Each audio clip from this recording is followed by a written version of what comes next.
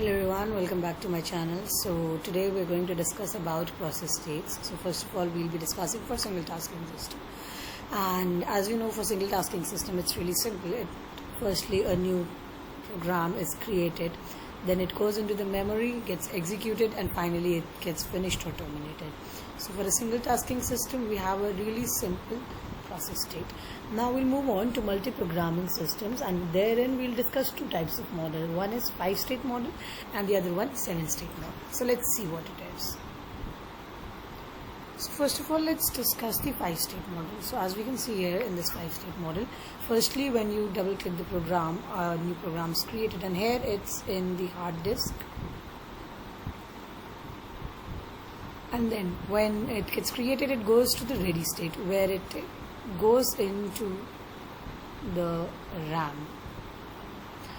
Now after it goes into the RAM, then when it's ready for dispatching, it gets dispatched and goes to the running state.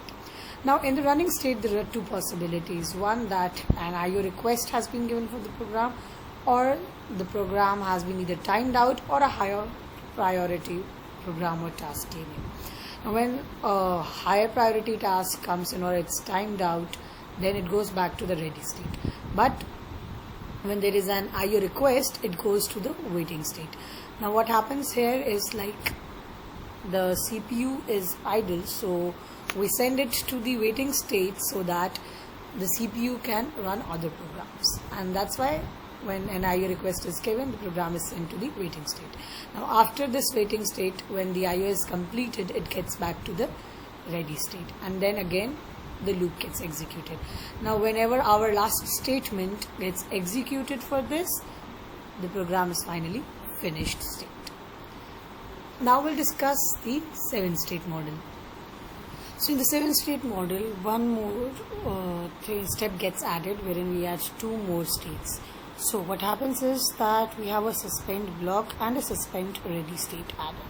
So when a program is in waiting state, what happens is that the CPU might be idle. There are a lot of processes there in the RAM. So one of them gets suspended so that it can bring in another program, and it goes to the suspend block system. And when we are having a space available back, then we send this from suspend block to waiting state. Or when the IO gets completed, it goes to the suspend ready state as well, and from here it goes to ready state when everything is resumed. Now we can also note that from ready state also it can come to suspend ready state.